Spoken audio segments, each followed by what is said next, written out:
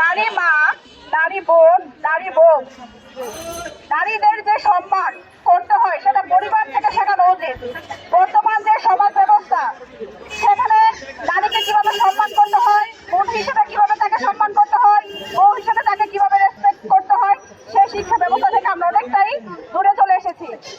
এই শিক্ষা ব্যবস্থায় অনেক ঘাটতি রয়েছে, যেখানে শিখানো কথা ছিল যে ছেলে মেয়ে তোমরা সমান, তোমরা সমান অধিকারে বড় হবা, পরিবার থেকে শেখানো উচিত।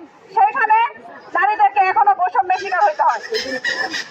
এখনো দেখা যায় একজন মেয়ে পড়াশোনা করতে চাইলে তাকে জোর করে বাল্য বিয়ে দিয়ে দেয়, এবং পরবর্তীতে দেখা যায় অপরিণত বয়সে গর্ভধারণ, মৃত্যু হার, গর্ভবতী মৃত্যু এবং